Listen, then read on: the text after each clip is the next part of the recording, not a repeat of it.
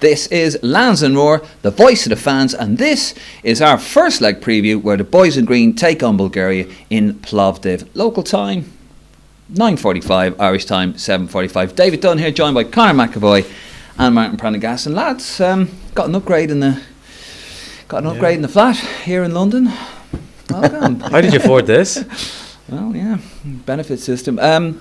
So lads, welcome. We are, of course, in Finchley Studios here in North London. We thought we'd take advantage. We've got Conor over in England for the first time ever. Big day for him. A bit weird we're in England for an Irish podcast, isn't it? It's a bit weird. Yeah. Two British passport holders is a bit strange. Well, you know, Conor, we're not here to judge you, pal. You know what I mean?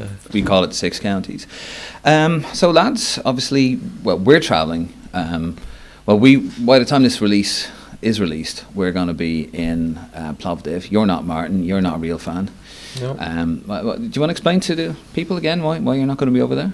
Just family commitments, Dave. You know, sometimes things don't work out. I'm sorry. I thought the boys in green were family. Busy week in going to the England match doesn't count as family business. Yeah. Undercover there with a hoodie on. Yeah. No, I'm not travelling over. I'm going over on Sunday, of course, so I'm looking forward to that. But I'm in Dublin on Friday, so yeah, I'll watch it Thursday night. I'll check in with the show post-match and pre-match and whatever you're doing. And that is a reminder, by the way, we are going to be live. We hope. We don't know what Wi-Fi we're going to have in the, what's it called, the Botev Stadium? We should really know this, lads. We're going there. I don't know. The stadium in Plovdiv, of course. We're hoping it's going to be Wi-Fi. So we should be live before kickoff, approximately 1 hour before kickoff, just to have a look at the team.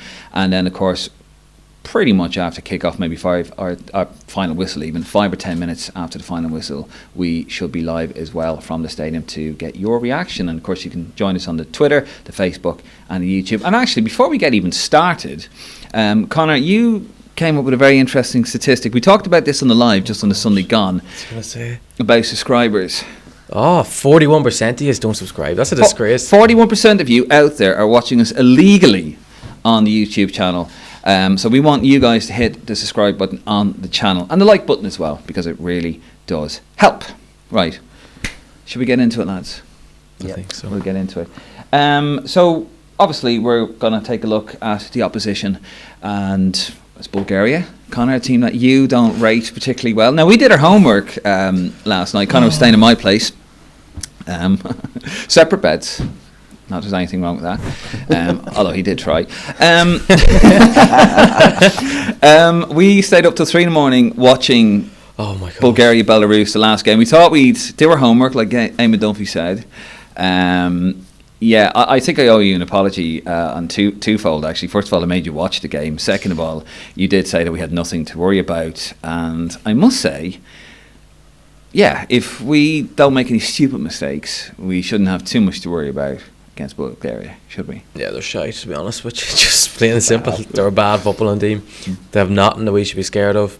Their best player is obviously Gruev, plays for Leeds, but he's just a central midfielder. Like, he's not going to pick up the ball and run past our whole defence and do some moments of magic. But I don't think we've anything to be scared of unless someone kicks it in the back of their own net. I don't think we should be conceding against them. We've had that before. I mean, just looking over here, we've got a little bit of head-to-head here. So this tomorrow will be the 14th game between the boys in green. We've had 13 and Bulgaria. We've had 13 previously. 3 wins for Bulgaria, 6 draws, and we've had 4 wins for Ireland. Bulgaria have scored 10 goals and Ireland scored 15. How did your homework go with watching the Bulgaria match? So I've done my homework, Martin. Did you rewatch the match? Martin's just nodding. I'm a regular Ireland fan. I have no interest in the opposition. I don't go into expected goals and things like that. I judge what I see, and I'm not going to look back at a match against Belarus to judge the opposition. You saddos. All 20 people sitting up all night watching 20 people in attendance. Just because he doesn't drink, he didn't show you a good time. It's like a first date. That was a good time. That was. That's a good time for the young generation coming through. All the nerds, love all this stuff. I don't know. I'd be surprised if Heimer even bothered watching them. They are shy. We will beat them. I'm very confident of that. And one thing I'd say as well, my only worry with it is, just remembering last time out against England, and I think we're kind of a little bit vulnerable mentality. I think Elab was really organised. I think, you were talking off camera, Dave, thinking it would be a draw over there. Surely we'll win over there. Mr. you know. Well, with that squad anyway that he's picked, I think we will win the game. He just and then I'm really looking forward to Sunday because Yeah. I'm obviously over in Dublin and I'm expecting some goals as well. And I think it's a fantastic opportunity for some of our players like Sinclair Armstrong, Evan Ferguson to actually score for Ireland and stuff. Yeah. But I know you don't like strikers scoring for Ireland, Connor. No. They're the best players in the world, aren't they? When So I'd like to do that. I want a striker who's all around and can offer everything to the game. no goals. Our strikers have never scored anyway for years. It's always been Shane Duffy popping up with a header or something. See, younger generation, Dave, like you always say, doesn't know Robbie Keane, doesn't even know who he is. Niall Quinn. Who's that? Yeah. Oh, Mr. Damien Duff in 2010, 2020 over here. Duffer.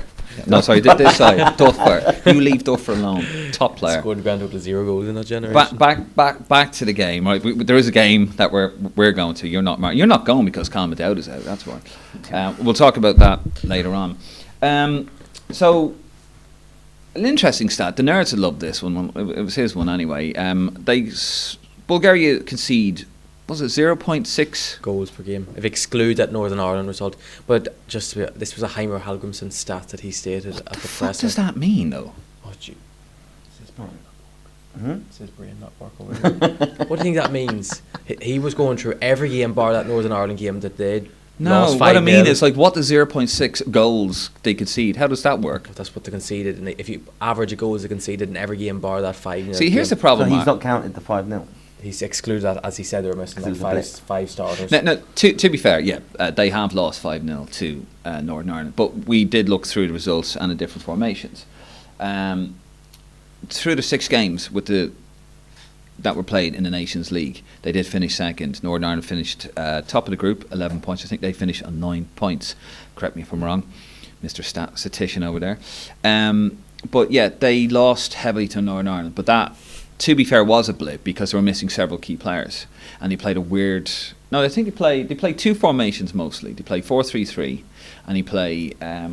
You'll love this 4-2-3-1, whatever that is. They played that against Northern Ireland. They got absolutely battered. It's just another variation of 4-3-3, like. Yeah. So we don't really know what they're going to do tomorrow night against Ireland, what formation they're going to play. But that game against Northern Ireland, they were missing several key players, and yeah, it was a bit of a blip because they actually beat Northern Ireland in the previous game, just not at home. Yes, they beat them at home. Yes, yeah, well done. In Plovdiv. But they will be like I'm not dismissing them totally at home because it's a tough place to go. You know, some of these teams they're very organised, but they've got a new manager as well, haven't they? So no, I don't think they have. Are they not? I don't think he'll ever Jesus, left. man, go back to sleep. I don't think he ever left. So that's why you come here, folks. To Finger on the pulse. He was supposed to leave, and then he just didn't leave in the end. Yeah, but it's Bulgarian football is a bit of a mess, isn't it? Didn't they have a game recently where they had a minute's silence for someone who hadn't died? So, you know, that was crazy. That's what I was telling about this morning. You did tell me about that this morning, actually. Yeah. Oh, that was pillow talk. Lovely. How sweet. Did you tell him, did you? It's what he was crying over the rabbit. Just whispered in his ear this morning. He was having a tearful Bulgarian football's a right mess. He was having a tearful moment with the rabbit earlier. So, I mean, looking at the opposition, right? So we did watch the game last night. It was terrible, by the way. It is in the UK. You can check it out on YouTube. It's on what's it, Viaplay? Is it? Yeah, Viaplay. Yeah, and how come you couldn't watch that? Is it only mainland UK you can only watch it in? Is it? Who's this guy think he is? Who's this guy? DV Goggles over here. For all our fans, we have a nickname for DV Goggles. Who called me Davy Goggles? And we cannot name names. No, we can't name names, can we? Just be careful. How are you getting on over now, mate? Yeah. Check that out, by the way. That's in the archive. That's that was the live episode that we did on Sunday. Yeah, we didn't see you there, Martin, either. Not on the live. No, I was part of the London Irish community celebrating St Patrick's Day with the Irish ambassador down in London. Day early. Day. Yeah, well, because you don't get a bank holiday in England. No, Usually English people don't get it on Paddy's Day. No, but no, fantastic day down there. Did you get it in 6 counties, Conor? Really good to see. You keep quiet, DV Goggles. I'm just asking a question. Our fans want to know, Conor. So, right, the main threat. So their best player is obviously Gruev, the lad from Leeds United. But also, we noticed their let me find his name here. So their main guy, the striker, the fellow who scored a goal. Oh, sorry, he had a goal disallowed, didn't he? That is Kolev. Yep. So in the game against Belarus, they had a goal disallowed. Basically, it was and this is what I'm talking about when I said earlier on that if we just be perfect, we don't get cute, we don't get silly, just keep it tight at the back, keep it sensible. We're not going to concede against these guys.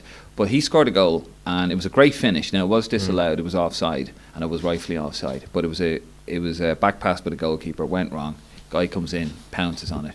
But he was a yard, half a yard offside or whatever he was. So, if we're just sensible, just picks a sensible side, just keep it tidy, we shouldn't have a problem. I can see us scoring against these guys. Jeez, I can see it. That's an understatement. If we don't score, I don't care what anyone says. If we don't score in the away match against Bulgaria, we have no hope in the World Cup qualifiers. If we can't score against them, now you're getting to my thinking, Connor. If we can't score, but we will score. Like, thing is, the factor even thing, I think we might. The sky's blue. Like, obviously we're going to score against Bulgaria. If we don't score against them on Thursday, I might give up. I might retire from football and just everything involved in football, because Bulgaria are terrible. I don't care what anyone says. People might doubt me for saying that. We are not great, but they are terrible. And what should we not do, Connor? Doubt me. Right. So I did pick the squad for Heimer. So if we don't score tomorrow, you can send all your hate tweets at Rep Tracker. I did pick the squad, so I think I know. You did pick the squad. I did pick the squad. I picked the squad. As you said earlier, Dave. It's just John Patrick wasn't available that day. Not to dislocate your shoulder there. Yeah, pat yourself in the back there, Tony. Yeah. I think I know what squad will score against these boys. Oh yeah. Yeah. But like back to Wembley though, we were organised there until the sending off, and I think we will be organised again. But it'll be a completely different game. We'll have a lot more possession. But that's the problem. Yeah. Is then have we worked enough? Like if you think of the plan for Wembley was, putting Collins in there as well. We're going to contain them, nullify their threat, and it worked to a large extent. Yeah. But then now, where you need cleverer players, you're going to have a lot of the possession perhaps to break them down. Have we got that in the locker really? I think we do. Good thing Finnazaz exists. Oh, there we go. Yeah, I'll have him starting on Thursday. What in their last game they played 4-5-1, which was the first time he played that in the Nations League. So obviously it was against Belarus at home, a 1-1 draw. Belarus were terrible, so Bulgaria to be fair, but they packed the midfield. I don't know. I think he'll do that tomorrow. I think he'll look at Ireland, and I think he's going to pack the midfield. It'll either be 4-5-1 out of possession, 4-4-2 in possession. That's what I think he's going to go. I think he's just going to keep it basic. Because the thing is, the way you're going to beat this Ireland team is either they make a mistake at the back, or you sit back for 90 minutes and then just hope they don't break you down, because it's not like we have England level players that can break down any defensive unit. They'll probably think that maybe if we sit back here we can come away from the game, get a goal on the counter-attack or score from a set piece, but I don't see that. We should have enough. I mean, we'll look at a team that Heimer will go with tomorrow. I mean, obviously Keller's going to start, I'd imagine. Would you agree with that? Yeah, I think he will. Oh, are you sure? If he gets over the disappointment if he gets the other moved day, to Man I United just don't in the know. summer, yeah. I don't know how disappointed. Well, he's just feeling charitable. He's got enough cups, league titles, and that kind of serial winner with Liverpool. Probably his last game for Liverpool, actually. What, wasn't Rice Krispies? Is that what he won last week at raffle? Serial winner. Oh God. That's how you get your media passes, in the back of a cornflakes wrap. Box, I should say. No, but okay, right back. Kelleher will go and goal, won't he? Yeah, right back will be Jacob Ryan. You'd hope so, unless he plays centre or centre half, but you'd hope he starts and not Doherty. We're going on the basis if it's a 4-4-2, right? Let's just say 4-4-2, which I reckon is what he's going to do, because he's picked, in my eyes, he's picked a pragmatic squad. Now, obviously, latest news actually is that Callum McDowd is out, and Are you okay? Yeah, you're all right, Martin. Yeah, just if you want to talk, we can talk off camera. That's all right. One of the reasons, obviously, going to Ireland, obviously, to kind of spend time with family, and cousin Will as well out. Yeah, so. barring order hasn't reached you yet. No. Okay. So Callum McDowd is out. Who's the other lad that's out? Cousin Will. Cousin Will. So, double blow for the Prezi. As certain people were saying, somehow the squad got stronger through 2 injuries. You're joking. What do you think of that? Insulting. Wow. Well, Will Smallbone is out. Irish players. Callum McDowd is out. Dowd has been replaced by Ryan Manning, and of course we've got Andy Moore, your boy, coming in there as well for Cousin Will. Cousin Will. That's Will Smallbone, if anyone doesn't realise. Cousin Will allegedly, yeah. But so we're going on a 4-4-2 basis here. Jacob Ryan, you reckon, right back. Darragh O'Shea, Nathan Collins, centre back. I wouldn't be 100% sure that it definitely will be Jacob Ryan. There is still a chance Matt Doherty because of experience, and the last game he played for Ireland, he actually played well at Finland at home. I think he'd be mad to. I think he's going to go with the foreign players, and I think O'Brien especially scoring that goal. I think size-wise as well, what he offers in set pieces, and that's where their threats will be. But you just never know, because Doherty is he's one of the more experienced heads in the team. And speaking of set pieces, Robbie Brady's going to be left back.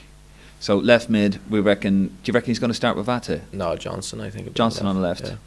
Centre midfield, it's going to be Cullen, obviously. Cullen and Knight, I think. Knight in midfield, so good energy, bit of aggression there with Knight as well. Right midfield, I think he could go. I think Sykes could play there.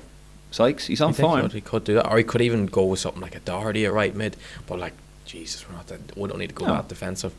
I think it'll be a similar system, I think, to Finland away as when we played the 4-4-2 like that. So it was Smodics and Benny on the two wings that day, but obviously they're gone, so they would need to be replaced.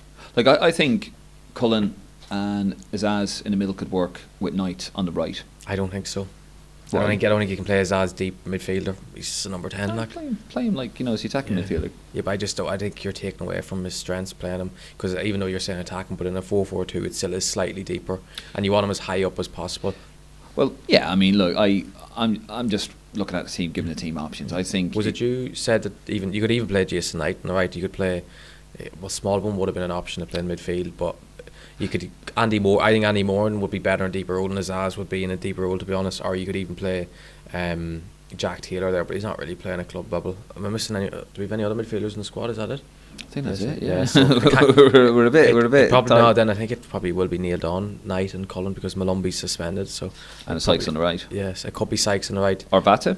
You could play Vata on the right. I just don't think he'll throw Vata in on his debut on the right, even though Vata's more of an offensive threat than Sykes. But Sykes is he goes very under the radar. What he does, he offers a lot, going backwards, going forward, works hard.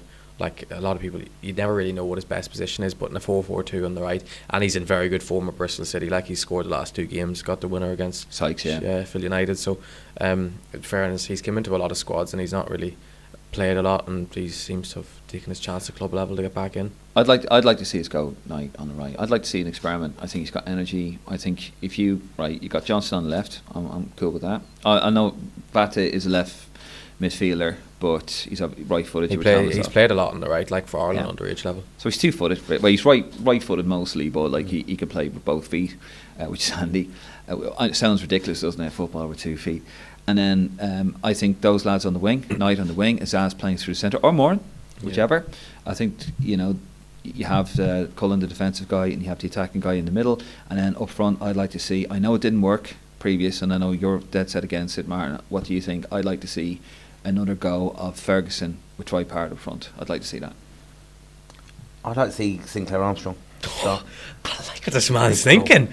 I would. I think he's done all right, and I think we've got to look at what he's going to offer running in behind and stuff. I think I'm saying that though. I think he would actually be better off the bench. I think he'd be a good impact player. No, but I think I do like him. I think he's offering something different.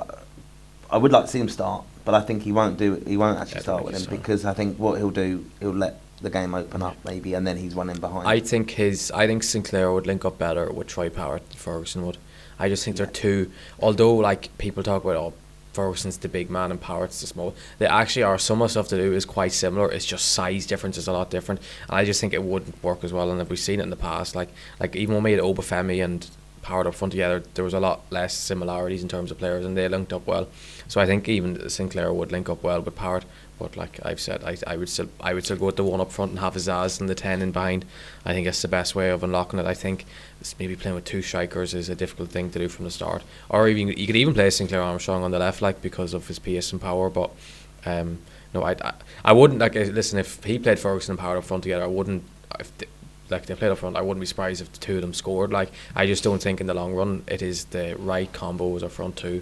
And like, we want to start building for the World Cup in September, the qualifiers, like, and I don't think we'll be going into the qualifiers in September unless it's like Armenia at home wanting to play Ferguson and Parrott up front together. Like, I thought it was a bit of a mess, to be honest, together against Greece. Ferguson's barely played at club level, but like, we all know that if Ferguson was fit, if he is fully fit, I wouldn't be surprised if Ferguson plays. But O'Shea did say he was carrying a niggly injury when he first went to West Ham, so it's interesting now because we have loads of options. And like I was saying to you on the show, like, like when have we ever, and over the last couple of years, had options as like we called up 4 strikers. People are so bemused that we have 4 strikers, but like we've left out Cannon, we've left out Robinson, we've left out obviously Obafemi's not really playing, but he still is a decent player if he wants to be. So it is, we have options, and like even like as you're saying, if Sykes starts on the right, like, or if Vata starts, I don't think anyone's going to be complaining. You'd hope we'll see Vata in the second leg start maybe, or come on Thursday, but no, we've loads of options, and I think we should be excited for this game on Thursday, because I think though that I think Sykes will possibly be the option on I think he on the right, because I think he'll want to.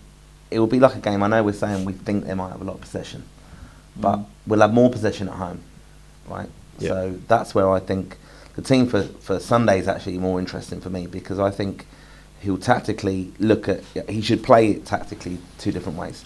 The home game on Sunday is where I'd like to see probably Finnazaz being involved, someone who can unlock the... You don't want him to start on Thursday? No, I've got no problem with it, but I'm going to just make my point now in a minute. Let me make his point. So Sykes on the right, because I think he will want to pack that midfield a little bit, whereas Mikey Johnson's our out ball in a sense. Sinclair up top with maybe Troy in behind, or Finnazaz, right? And that's just because I think Evan Ferguson will get more love at home, and Evan Ferguson scores at home. Yep. And I think I would put less. It takes a bit of pressure off him actually, coming in for the home game for Sunday, rather than going. We might not have a lot of the ball. Like we're a bit of a nervy side. Yeah. We are I do think Wembley was a bit damaging. All right, we set up to do something there, but I think we still need runners. So Sykes, Cullen, Knight. Yeah, Johnson could even kind of evolve into a free. I mean, that's a point, right? We have to remember. Okay, we look at Bulgaria, we think, all right, they're not very good. Okay, but this Ireland team got mauled by England. Now there's an asterisk next to it, because obviously the penalty and the red card, and England 10. They're hard enough when you got a full team. Never mind when you're down to 10 men, right? So we accept that, and England are a quality side. But this is an Ireland team that's, people have said it's the worst Ireland team on record. It's not. I've seen much worse Ireland teams. However, mentally, and we've spoken about this many times on the podcast, as you'll know out there, mentally this is probably the weakest team I've ever seen. So we don't really know what mental state they're going to be in, how damaging that was, that game for them. Will they look at it, well, you know what, we were down to 10 minutes like we've just said, or will that really sit in the psyche? I think there'll be more let's move on from it, and it is what it is, like, because if like they're going to think similar enough to what we would think as like fans in that sort of context. Like we all think first half we were excellent, we were very good, we should have got a penalty, and then they'll think, yeah, we got battered in the second half, but it was a red card. Obviously you don't want to give away the penalty, and the red card's on the players, like. But would you take a draw in Plovdiv? No, I don't think you can go into that game though. We have to. It's simple as. Do you think Heimer would take a draw? No, I think so. I think that's a negative mentality going to this game. We have to. I don't think, like, obviously it's not the end of the world if you draw a game against Bulgaria away, because you're more likely going to have the momentum going to the home leg. But like, we went away to Finland, beat Finland away. Obviously Finland are no great shape, but like they're better than Bulgaria, and like I think we should be like, for where you want the mentality to be for Irish football, I don't think it's a good mentality to go into the game thinking, oh yeah, we'll take a draw against Bulgaria away, because like we have to play Hungary away, we'll have to play Portugal or Denmark away, even Armenia away. Like Armenia won't be much better, much worse than Bulgaria. So I think we have to go into this game looking to win a game, and like what by any means necessary, whether we go with a 4-4-2 with no real number 10 on the pitch, or whether Brandy says would keep Ferguson really for the second leg for positivity reasons, because there's a lot less pressure on him if we win the first leg 1 or 2-0, and we can put him into the second leg and start him, like, because we all know that Ferguson's seen as the main man in this Ireland team, but it is the mentality aspect to it. I think you take a draw. I think you look at that 5-0 hammering and mauling away with the asterisk. With the asterisk. No, I'm just giving you, my take on it. Just because he uses big adjectives doesn't mean it's any good. Like, yeah, don't worry. You can have a look at your dictionary there, Conor. No, look, I think he would take a draw and then do them at Lansdowne on a Sunday. I think that's how we look at it. Obviously he'll want to win, but if it was like a 1-1 or 0-0, you go, all right, fair enough, do him at home. I think you take that, and then the away goals count in this. No, away goals are gone. Penalties then. You want penalties, don't you, Dave? Oh Jesus, yeah. I actually seen a penalty shootout. That's the damaging as well. The last one we were in, we lost. Slovakia, wasn't it? 2021? Don't 2020? let Matt Doherty take a penalty. No, but no. Look, That was a dead seat classic, by the way. That performance, jeez, he was unbelievable that day. He was superb. If Conor wasn't he? Hirehan could finish dinner, we would have. I mean, now, don't get me wrong. If Dissy was in the team, Conor, Scores all the big goals, but missed in the big chances. If anyone wants to know where Dave's psyche's at these days, he is so negative that when we said about coming into, if Will Smallbone, this was it was announced he was definitely going to be out. I was saying Andrew Moran. The comments were saying Andrew Moran. Prendy in Cloud Cuckoo Land over in London was saying the same. He was saying Alan Brown should be in the squad. That because he scored big goals. Big goals. I don't want big goals you're on about. he wants experience. Oh, sorry, yeah. Andy Moore was so good against England, wasn't he? He wants experience, but he picked Andy Moore. Yeah. So that was my thought. And your thought is wrong. So Okay, yeah. Don't Sorry. doubt me. Don't doubt me. Don't doubt me. That's why you want to draw the Little situation. Just because you're so negative and you want to draw against Bulgaria. I'm not. You're talking about this weak mentality that players. It's such a weak mentality to go in that game and want to get a draw. Cautious. I'm a cautious cat. No, it's not. But I think the point, though, like I kind of do understand what you're saying, Dave. Sometimes. Thank you. When Finally, but not Alan Brown, obviously. But like, I think experienced players is a key thing. Oh, it is important. You know, but like, just I think, you know, these lads now will go over there. They'll set up correctly.